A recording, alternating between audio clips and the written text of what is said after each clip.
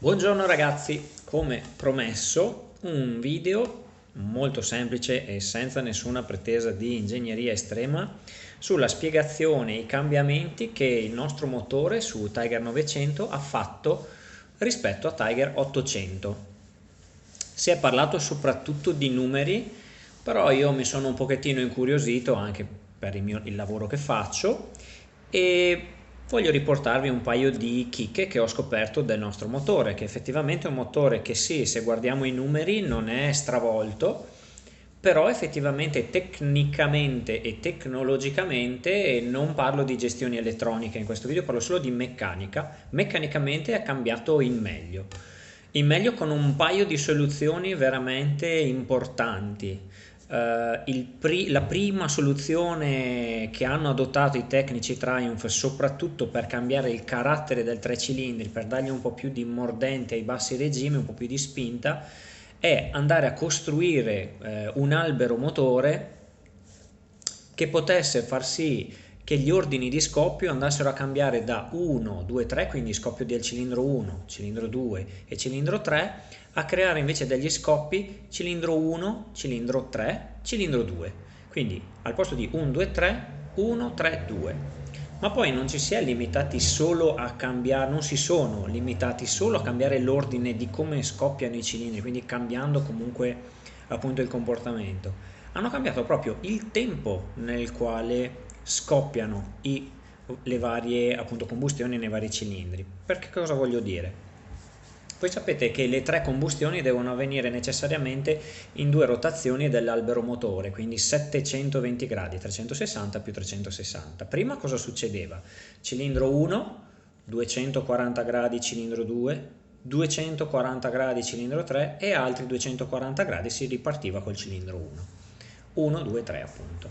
Invece adesso che cosa succede? Scoppio del cilindro 1 dopo 180 gradi anziché 240, scoppio del cilindro 3 non più dopo 240 ma dopo 270 gradi, quindi un tempo un po' morto tra il primo e il secondo scoppio, che in questo caso avviene nel terzo cilindro, e poi dopo altri 270 gradi scoppio del cilindro 2. Questo fa sì che il motore sia molto pronto ai bassi regimi, avendo questi due scoppi subito e poi una sorta di tempo morto che crea un po' una sorta di comportamento bicilindrico che in effetti si sente uscendo dalle curve anche a bassi regimi di giri, e dà questo sound abbastanza cupo o accattivante. Oltre a questo, che probabilmente lo avete già sentito, la nostra moto mantiene comunque degli ingombri. La moto è passata dal vecchio 799 cm3 a 888 cm3. Questo però non ha fatto sì che il motore diventasse più grande esternamente, cioè visto dall'esterno il motore a me pare forse anche più piccolo dell'800. Sostanzialmente dove sono andati ad agire per aumentare la cilindrata? Sull'alesaggio dei pistoni, e l'alesaggio è il diametro. Si è passati dal 74 mm dell'800 al 78, mentre invece è inalterata la corsa, cioè la strada che fa il mio pistone dal punto morto inferiore al punto morto superiore prima di scoppiare, 61,9.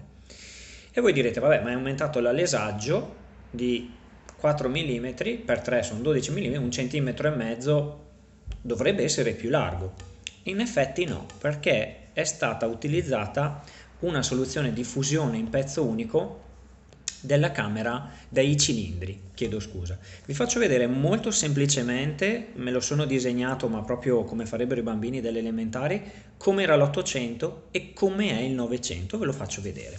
L'800 praticamente aveva tre canne separate praticamente, quindi costruiamo tre canne, le mettiamo in un blocco unico.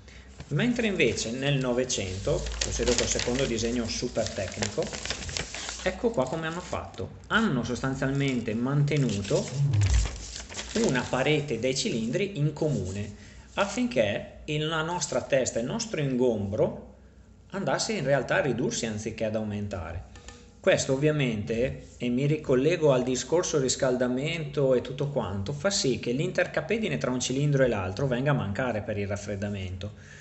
E da qui, secondo me, non l'ho trovato scritto da nessuna parte, ma è un ragionamento abbastanza a logica vedendo le soluzioni, Da qui probabilmente il fatto di dover adattare un sistema di raffreddamento più ampio con 2 radiatori che andasse appunto a raffreddare alla svelta soprattutto quello che è il cilindro diciamo centrale, perché non avendo intercapedini intorno ma solo perimetrali, diciamo perimetrali intorno ai tre, non intorno al singolo cilindro, secondo me il problema del calore è un problema al quale ci hanno pensato molto molto bene.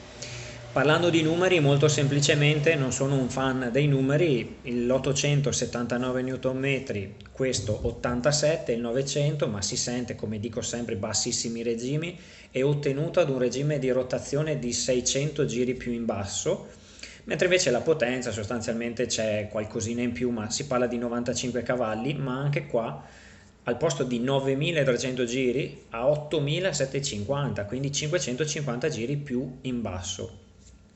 I vari dati di rapporto di compressione e quant'altro sono sostanzialmente inalterati. Mi guardo un attimo gli appunti perché appunto erano vari punti che volevo toccare di questo. L'ultimo aspetto che voglio toccare è appunto come è stato collocato all'interno della moto. Ho già accennato questa cosa nel mio primissimo video, anzi grazie perché sta ottenendo un po' tante visualizzazioni per me, quindi vi ringrazio. E vi ricordo che se non siete ancora iscritti e se avete voglia di qualche pillola in merito a questa moto o ad altre pillole meccaniche, commenti e iscrizione. L'ultimo appunto aspetto che volevo toccare con voi è dove è stato collocato. Se voi guardate il Tiger 800 e il Tiger 900, il motore sul Tiger 900 è collocato molto più in basso, cioè la luce a terra del motore, essendo comunque il motore compatto praticamente come l'800 in altezza, è stato collocato un po' più in basso.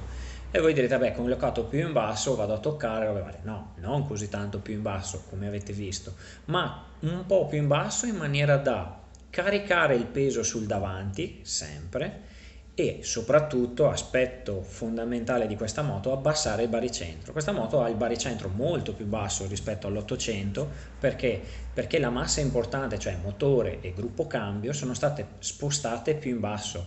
Io vi potrei dare una stima a occhio, ma credo che sicuramente siamo oltre il centimetro, secondo me, perché comunque anche a vista è ben visibile. Quando una modifica a vista riesci a vederla, direi che è stato fatto un bel lavoro. Per quanto mi riguarda è un motore che mi piace molto, è stato tanto criticato, lo hanno snaturato, non l'hanno snaturato, a me piace il suo comportamento, soprattutto perché non amo tirare i 10-11 mila giri, mi piace andare via bello fluido e soprattutto ai bassi regimi, tanta roba questo motore. Io vi ringrazio per essere stati con me questi quasi 8 minuti. Dal Tigerista direi che è praticamente tutto. Nel prossimo video una grossissima novità, andiamo a parlare anche del TFT. Ciao!